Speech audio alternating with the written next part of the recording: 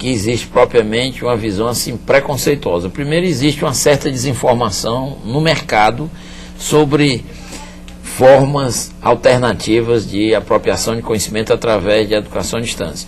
E, ao mesmo tempo, não existe ainda de maneira clara, e eu fiquei muito feliz aqui com as informações passadas pela professora Carmen, com esse tipo de preocupação de indicadores voltados para aspectos de avaliação de qualidade, porque um dos desafios que nós temos pela frente é exatamente essa vertente de avaliação. Então o mercado teria que ter do lado dele alguma garantia, não de certificação, mas muito mais de avaliação. Se nós atingirmos essa condição de amadurecimento, que é um problema mundial hoje, não é um problema de Brasil não, devido à contextualização e à contemporaneidade de uma série de tecnologias que vêm sendo adotadas. Se o mercado tivesse uma garantia no que se refere à avaliação, então tenho certeza que esses não haveria nenhum preconceito com relação à origem do profissional. Tá certo. Eu sei que a professora Carmen quer comentar, mas a gente vai para o intervalo, daqui a pouquinho a senhora fala, tá ok? Salto para o Futuro volta daqui a pouco fazendo um resumo sobre a educação à distância e a Lei de Diretrizes e Bases. Até já.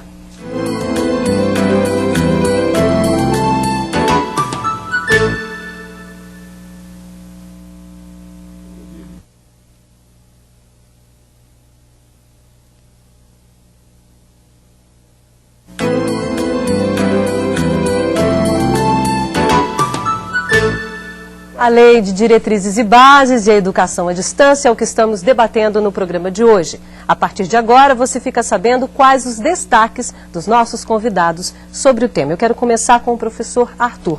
O que o senhor gostaria de destacar com relação à Lei de Diretrizes e Bases e a Educação à Distância? Eu diria que o destaque, do ponto de vista de quem lida muito com o ensino fundamental e médio, e especialmente quem passa por problemas, é realmente tomar um cuidado para que o mau uso da expressão educação à distância não macule uma ideia fantástica. Então, por exemplo, nós em São Paulo vivemos um problema terrível. Por quê? Porque em algum momento não se tomou cuidado com o credenciamento para um tipo de ensino que deve ser, por princípio, presencial.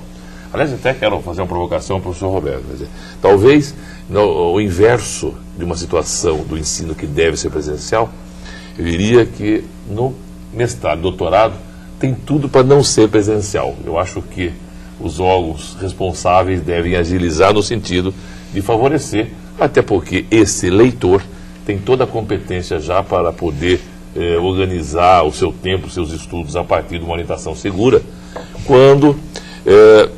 em contraponto à educação básica. Portanto, eu entendo que do ponto de vista da legislação, e eu acho que nesse aspecto a LDB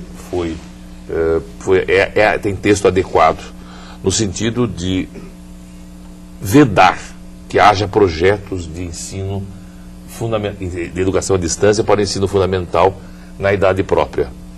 E, portanto, deve se restringir a situações em que não há possibilidade dos municípios atenderem a educação de jovens e adultos presencialmente, e onde realmente esse brasileiro que não teve acesso à educação formal de idade própria, lógico que nós temos que prover para que nós façamos que esse cidadão tenha acesso onde ele estiver e no horário que ele puder, mas realmente é esse o esforço. Então, acho que a sua pergunta me leva a isto, é não transformarmos e não entender que a legislação, por enfatizar a educação à distância, minimize a educação presencial no caso da educação básica. Mas então, nós temos aqui realmente, do ponto de vista educacional, ficar muito preocupados especialmente com formação, capacitação de professores, para poder termos um sistema de ensino mais seguro, mais forte, mais competente. Ok, professora Carmen. Eu queria destacar um problema que aparece no MEC diariamente. Os professores perguntando assim, o curso tal de graduação tem validade?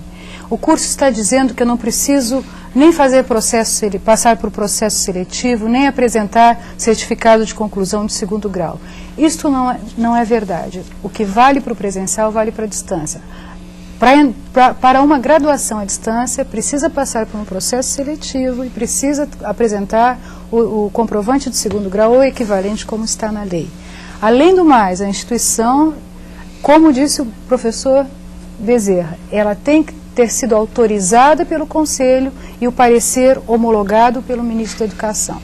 Para facilitar as pessoas, nós estamos colocando na página do MEC todas as instituições que estão sendo credenciadas. Se a instituição não diz para o aluno qual é o número do parecer do Conselho Nacional de Educação que autorizou o curso, este curso não está autorizado. Então, para que o aluno se resguarde, saiba que está fazendo um curso realmente autorizado pelo Ministério da Educação, ele precisa pedir esse parecer para essa instituição. Caso ela não tenha, possa entrar em contato com o MEC para saber se ela é credenciada ou não.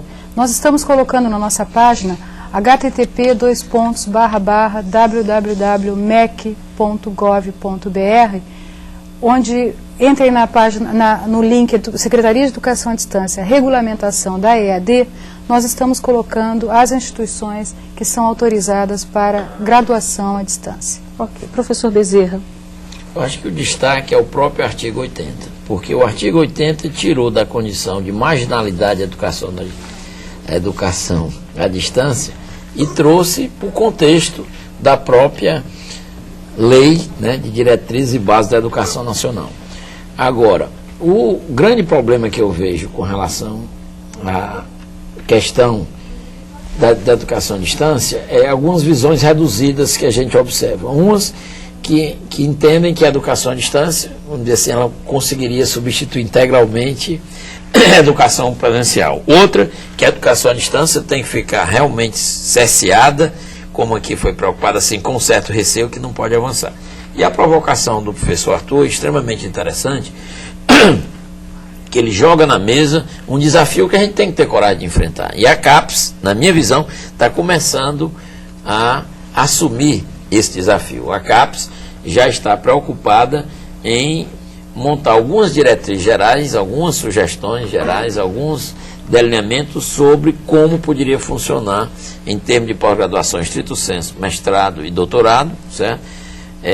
Abordagens que envolvem a educação à distância.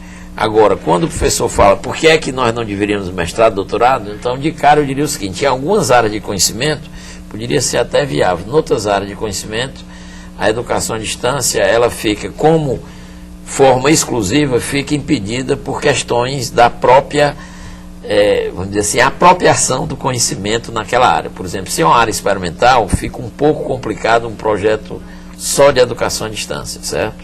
Poderia ser distribuída, porque exatamente, às vezes ele atua num local onde tem recurso, mas não a orientação. Então, a forma mista, eu acho que é uma forma que vai permitir um avanço muito grande. Eu tenho a impressão que é isso que está passando na concepção da CAPES. Agora, sem nunca perder a seguinte dimensão: a CAPES sempre é muito citada, sempre é reconhecida como instância do sistema educacional brasileiro, no caso específico, responsável pela parte de pós-graduação, que sempre considerou a avaliação como uma coisa muito forte, certo?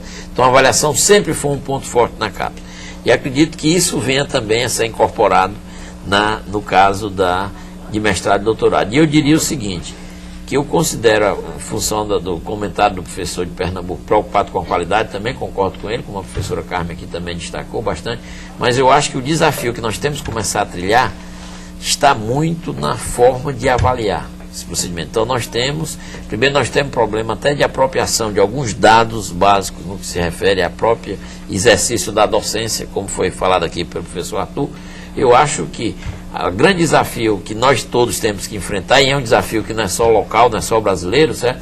É exatamente como avaliar, não o aluno, como avaliarmos os programas de educação à distância. Agora, o senhor falou em pós e em graduação. Sim. Os cursos de especialização à distância, eles também passam pelo critério do MEC? Exato. Os cursos de especialização, eles vão ficar no sistema mais livre, certo? A tendência, inclusive, deverá a CAPES sugerir uma emenda para a própria regulamentação que existe no caso de curso de especialização, quando o curso de especialização é utilizado no sentido de atividade docente, ele tem determinadas restrições que, no caso de educação à distância, também deveriam ser acompanhadas dentro do projeto. Agora, no caso de não uso na atividade docente, então é uma atividade totalmente livre, como existe hoje, vamos dizer assim, no mercado, certo? Então, o curso de educação à distância, a tendência... Então, cabe ao aluno, então, verificar se esse curso Exato. é bom ou não. Exatamente. Tá certo. Direção, temos quanto tempo ainda?